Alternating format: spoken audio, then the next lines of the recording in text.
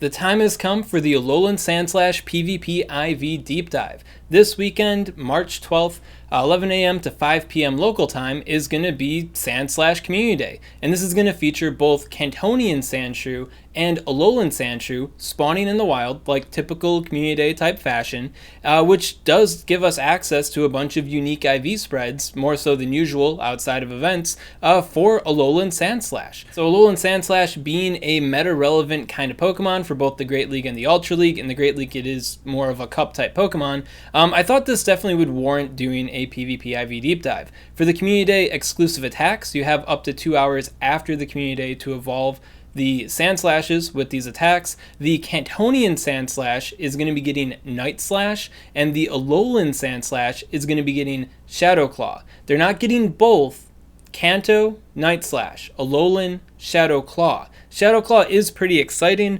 so yeah, doing PvP IV deep dive. If you're into PvP, you know that some stats matter more than others, and if you care to know, it can get very complicated, and me personally, I care to know, and on my channel here, I share all this information with you, so you guys can be informed without putting in all the legwork, right?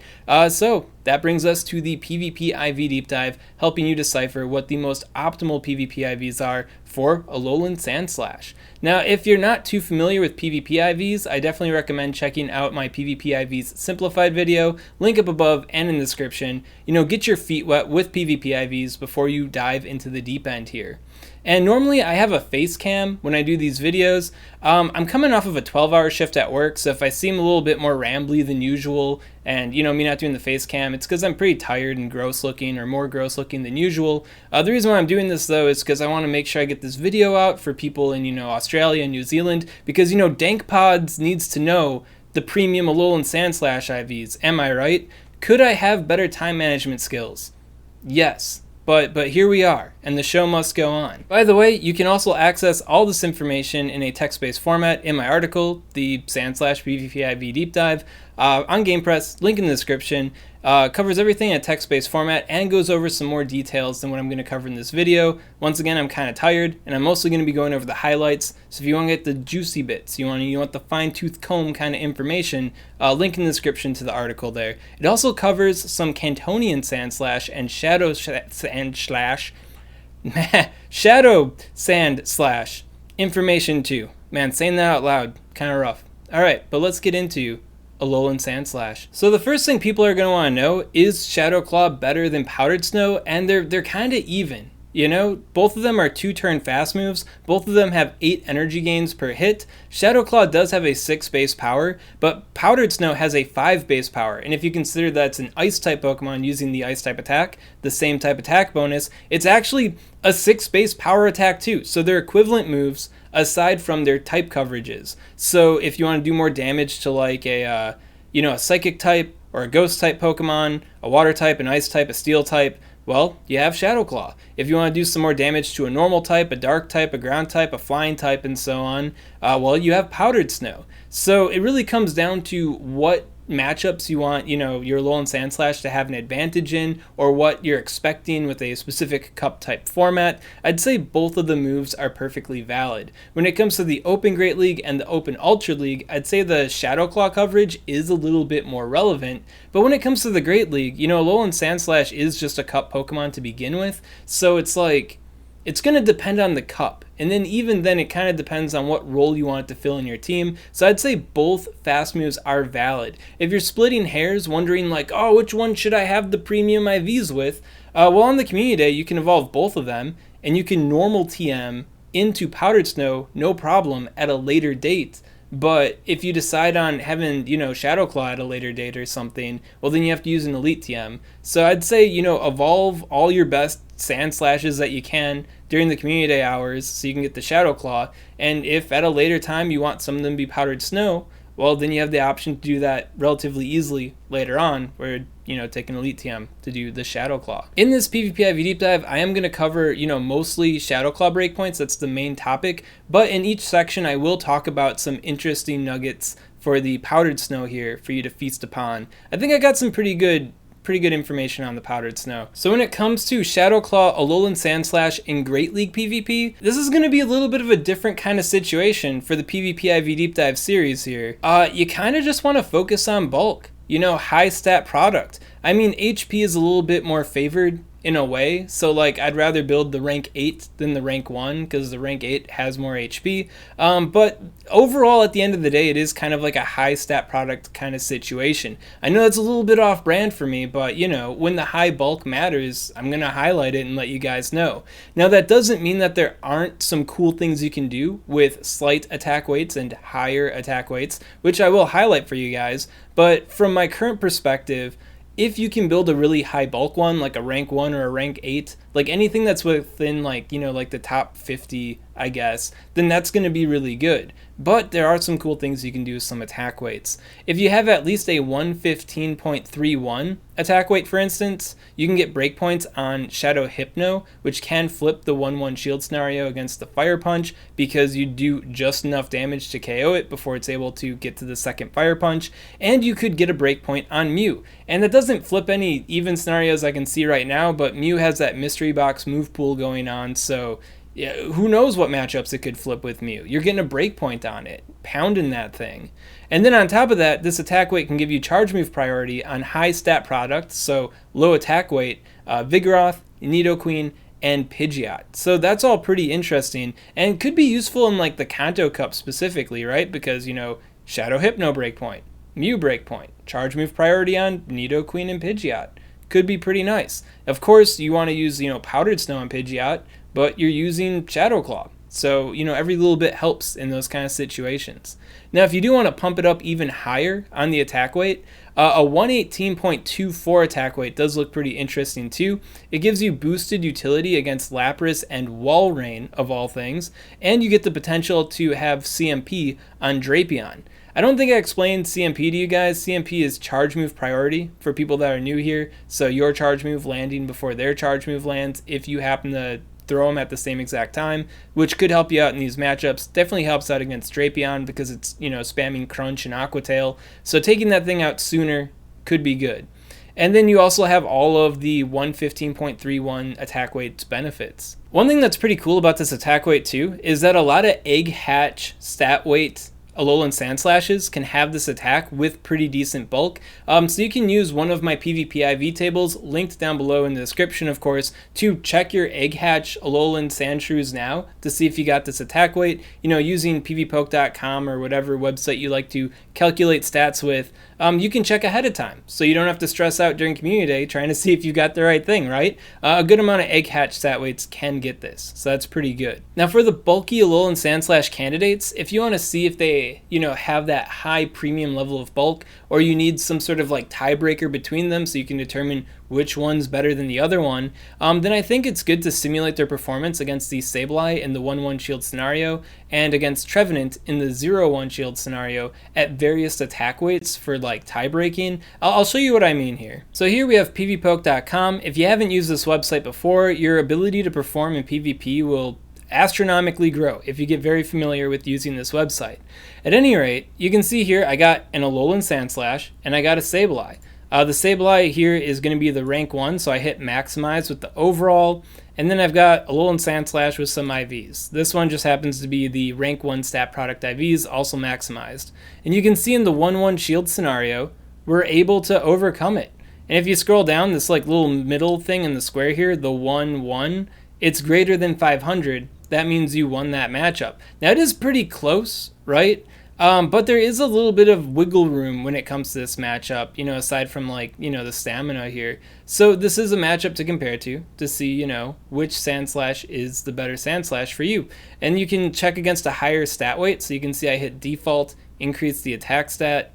And then if you simulate it against that, hey, you see we're still winning. We're still overcoming it in the 1 shield situation, so this looks pretty relevant. This looks like good bulk on this Alolan Sandslash. And Alolan Sandslashes that have lower defense stats can do this performance too. So one thing to compare against, I mean this one is pretty strict, it's only 1 HP, so you might have a little bit more wiggle room with the Trevenant, and if you're not able to overcome these matchups, it doesn't mean that like your Alolan Sandslash is bad or anything.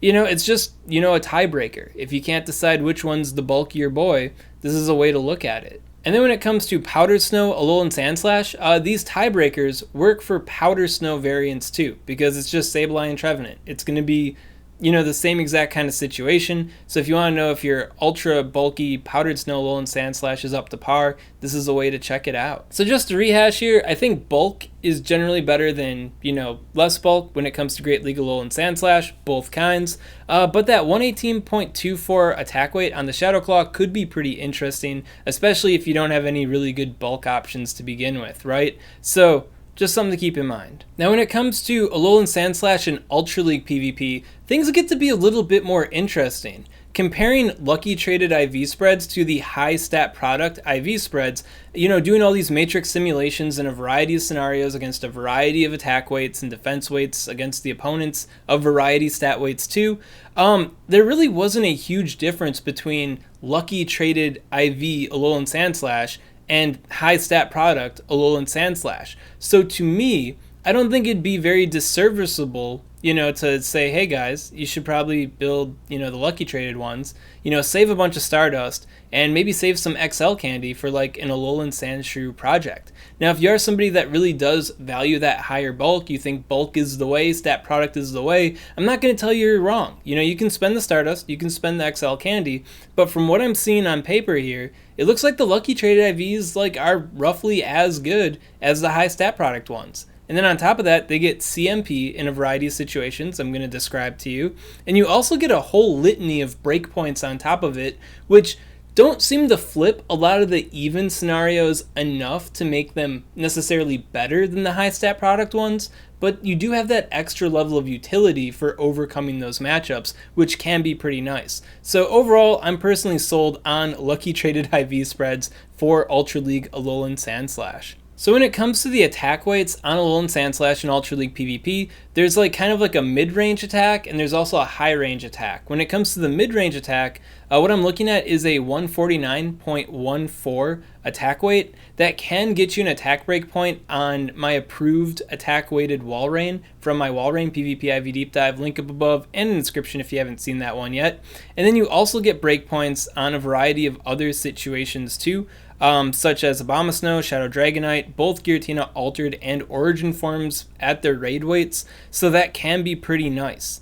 And then you also are able to push up your defense stat more too if you want to get some, defense breakpoints. Getting over 171 defense stat. Goal being kind of 173.07 defense stat for the Blastoise, the 15-15-15 XL Blastoise specifically, 1-1 and 2-2 shield scenarios, which doesn't come up all the time, but it could come up, right? And if you're going to go for a low attack, high bulk, why not have that level of bulk, right? So it is easier for you to hit higher levels of bulk with going with this, lower attack weight, and you do get some nice benefits from it too. The higher attack weight though, and the one that I'm really interested in, I think is pretty cool, is the 154.26 attack weight.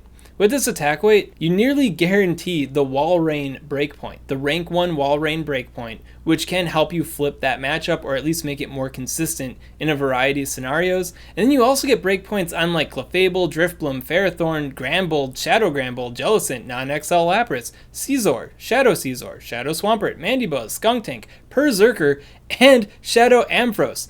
And then you also get the breakpoints from before too, and then you also have a higher chance of getting charge move priority against Alolan Muck and Nidoqueen, which can help you flip those matchups too. So I think overall, this attack weight looks pretty cool. And you'd think wow, with this attack weight, you're way better than the rank 1. But because the rank 1 has such high bulk, it kind of evens out at the end of the day. And you have these more potential wins, but in a lot of even situations, it's not flipping a lot of these matchups. It's just, an extra breakpoint, an extra chance to maybe flip these matchups. So it's pretty interesting to me. And when it comes to the lucky traded IVs, they can pretty easily hit this attack weight too. So why not?